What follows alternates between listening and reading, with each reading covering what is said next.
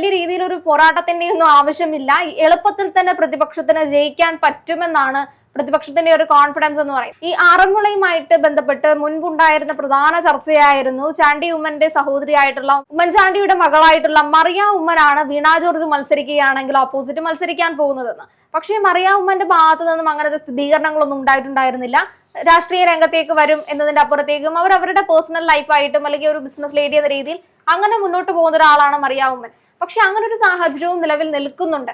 കാരണം വീണ ജോർജ് ആണ് മത്സരിക്കുന്നതെങ്കിൽ അത്രയും അധികം ശക്തമായിട്ടുള്ള മറ്റൊരു സ്ഥാനാർത്ഥിയെ തന്നെയാണ് പ്രതിപക്ഷം നിർത്താൻ പോകുന്നത്. കാരണം ജയസാധ്യതയുണ്ട്. അത് തന്നെയാണ് പ്രധാന വിഷയം ഈ പറയുന്ന ആറന്മുളയിലുള്ളത്. അത് ഒരു തോൽവിയായിരുന്ന മന്ത്രിയായി പോയി വീണ ജോർജ് എന്ന് പറയുന്നത്. അതിന് മുൻപുണ്ടായിരുന്ന ഇവർക്ക് മണ്ഡലത്തിൽ ഒരുപാട് അല്ലെങ്കിൽ അവർ കാര്യങ്ങളൊക്കെ ചെയ്തിട്ടുണ്ടാകാം. പക്ഷെ അതിന്റെ അപ്പുറത്തേക്കും ഒരു ഇമേജ് മാറിപ്പോയി. അല്ലെങ്കിൽ മൊത്തത്തിൽ വീണ ജോർജ് എന്ന് പറയുന്ന മന്ത്രിയെ ആലോചിക്കുമ്പോൾ നമ്മുടെ മനസ്സിലേക്ക് ഈ ചികിത്സാ പിഴവ് മൂലം വിഷമിച്ചിരിക്കുന്ന ഒരുപാട് മുഖങ്ങൾ നമ്മുടെ മുന്നിലേക്ക് വരുന്നുണ്ട്.